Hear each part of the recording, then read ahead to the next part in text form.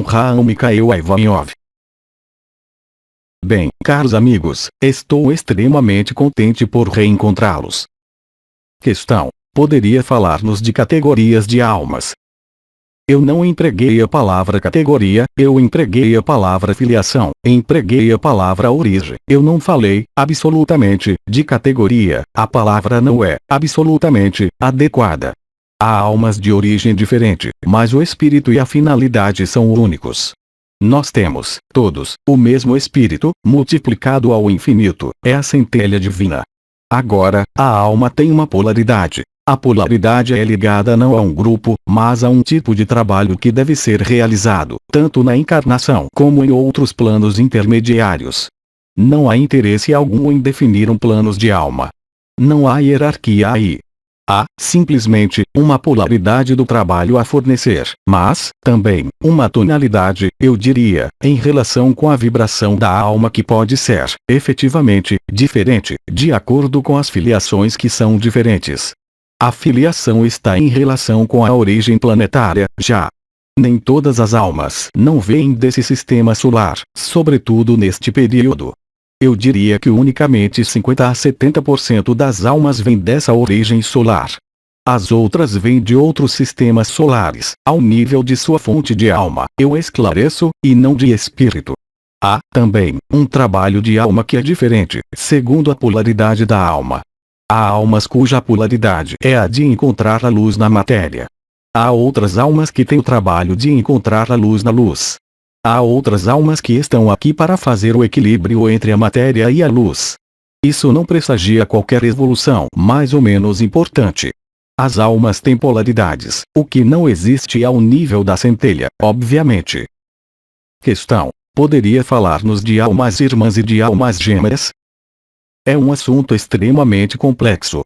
Houve inúmeras intervenções de forças obscuras que procuraram fazê-los crer que vocês não podiam encontrar sua filiação divina se não estivessem emparelhados ou associados a outras almas, mas vocês são associados a milhares de almas. Por que associar-se unicamente a uma só alma? Vocês são irmãos e irmãs, associados na encarnação. Suas almas, mesmo se não vêm da mesma fonte, vêm do mesmo espírito. Então, por que privilegiar e por relações onde elas não existem?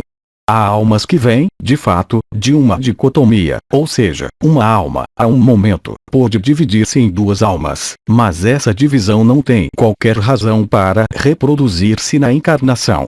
Então, por vezes, isso dá situações um pouco cômicas, nas quais pessoas pensam que, para encontrar sua realização, devem encontrar sua alma irmã, sua alma gêmea, sua metade, como se diz, mas não há processo assim. O homem deve procurar, sozinho, o caminho da luz. Então, vocês estão todos religados, uns aos outros, mas não, especialmente, a uma alma.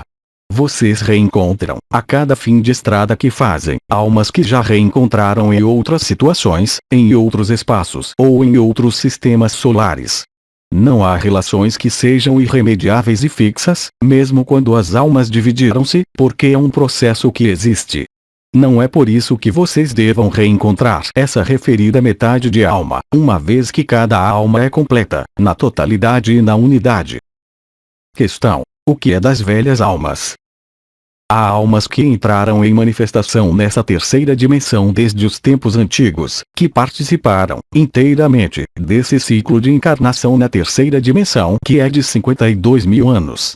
Outras almas, em contrapartida, fizeram a experiência da encarnação nesse planeta desde muito pouco tempo. Mas não são, necessariamente, as mais evoluídas, aquelas que estão aí há muito tempo. Nada a ver entre a juventude de alma e a evolução. Há almas muito velhas que não são sábias, de modo algum, e há almas mais jovens que são muito sábias. A maior parte das crianças a quem vocês chamam índico, cristal ou diamante são crianças que viveram muito poucas encarnações. São almas jovens para esse plano e, no entanto, elas são muito mais velhas quanto à origem de espírito. Questão: é verdade que se podem viver diferentes tempos, em diferentes planos? Isso não é uma teoria, é a realidade. À noite, quando vocês dormem, partem para outras dimensões. Há seres encarnados que são capazes de veicular a consciência em diferentes planos vibratórios, em diferentes corpos sutis, como vocês dizem, em diferentes casulos, e podem ter diferentes vidas em múltiplas dimensões. Isso é complicado pelo fato de que o que vocês chamam, aqui embaixo, o escoamento linear do tempo, absolutamente, não existe, fundamentalmente. É apenas a ilusão da precipitação da alma em encarnação, há 52 mil anos, que, para a experiência da divisão, os faz crer que vocês vêm de um passado para ir a um futuro. Mas o tempo não se desenrola de modo linear, mas cíclico. O tempo nada tem a ver com algo que venha de um passado e que iria para um futuro. Há algumas almas que são capazes de experimentar multidimensões, que podem ir muito longe. Vocês podem viajar no tempo, no espaço e nas dimensões, ao mesmo tempo. Questão: não é contraditório com os princípios da reencarnação? A reencarnação é algo de extremamente recente nos princípios desse planeta, porque foi criada quando da descida em encarnação de terceira dimensão no qual vocês são submetidos, efetivamente, ao que chamam lei de ação-reação. Mas a lei de ação-reação não é nem imutável nem presente em todos os universos, ela é específica dessa terceira dimensão. Inúmeros seres humanos são capazes, hoje, de escapar dessa lei de ação-reação. É completamente estúpido crer que vocês estarão submissos até o fim de suas vidas às reações de suas ações, porque é um círculo sem fim. A única coisa que vocês têm a fazer é passar da ação-reação para a ação de graça, ou seja, entrar no princípio crístico. Naquele momento, vocês não terão mais necessidade de estarem submissos à ação-reação. Há uma ação-reação que existe, ainda, por pouco tempo, sobre este planeta, uma vez que a ação-reação faz parte da densificação de terceira dimensão há mais de 50 mil anos, em todo caso, no mundo de superfície. Ela é diferente nos outros mantos e nas outras vibrações da Terra. Então, não creiam que a ação-reação seja imutável.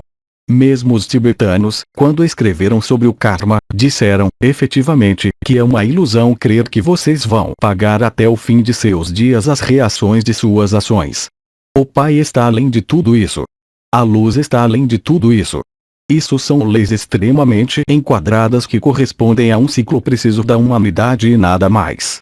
Esse ciclo de humanidade no qual vocês vivem, de momento, representa nada, absolutamente, em relação ao conjunto de dimensões. É um acidente de percurso, eu diria. Questão: como desenvolver a intuição? A intuição é ligada ao olhar interior, que é ligado à visão, à previsão, à capacidade de ver por trás do que é visto. Então, há montes de técnicas de meditação, de focalização no terceiro olho, que é a causa da intuição, que vão permitir desenvolver a vibração nesse nível. E, sempre, um problema de focalização de consciência. Como eu disse ontem, para a energia do coração, aí, é a mesma coisa, para a energia do terceiro olho. A visão é algo que se mantém e que se desencadeia. Isso se desencadeia, em especial, através de respirações nasais alternadas não para fazer descer o sopro ao nível do ar, mas para fazer subir o sopro ao nível do cérebro. Isso é uma técnica de pranayama, muito antiga nas tradições, que funciona muito bem. Inspira-se por ida e sopra-se por pingala. Narina esquerda inspira, narina esquerda expira e isso, focalizando a consciência no terceiro olho. É uma técnica, há muitas outras. Questão: qual é a diferença entre Sananda e Cristo? Cristo é Cristo. É um princípio solar que existe em todas as humanidades encarnadas, que sobrevém a um dado momento, que permite a passagem para outra dimensão. É um princípio solar que permite transcender a dimensão de encarnação. Sananda, Maitreya são palavras que foram dadas como instrutoras do mundo e que foram utilizadas, sobretudo, para aportar o suporte vibratório, que nada tem a ver com Cristo e que quiseram assimilar, por excesso de linguagem, a Cristo. Questão: no entanto, existem fotos de Cristo com Sananda indicado como nome? Isso é problema deles. Quem conhece o verdadeiro rosto de Cristo, exceto aquele que o viu?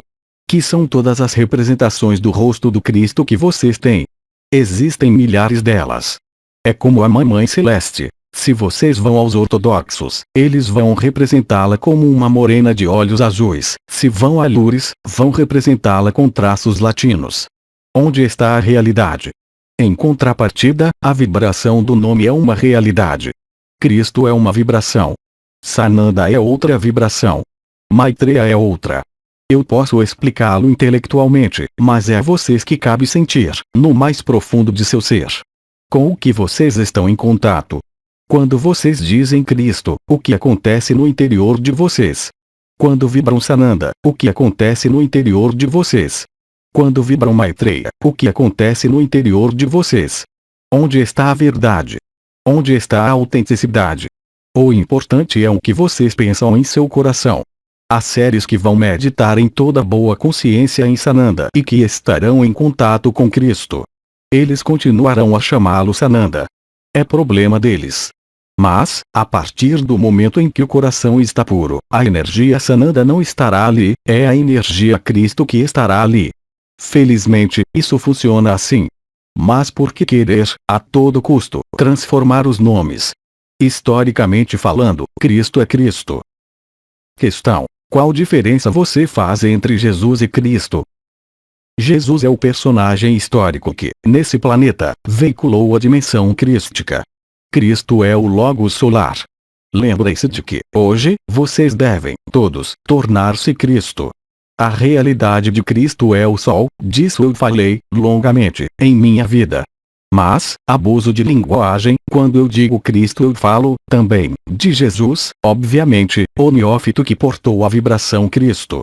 Há os que dizem que a vibração Cristo esteve presente nos 3 últimos anos da vida de Jesus, a partir do momento em que ele se retirou ao deserto até a crucificação. Efetivamente, é uma verdade, mas ele era, entretanto, Jesus Cristo, assim que nasceu, mesmo se o princípio solar não estivesse ali, totalmente. Historicamente falando, foi o primeiro.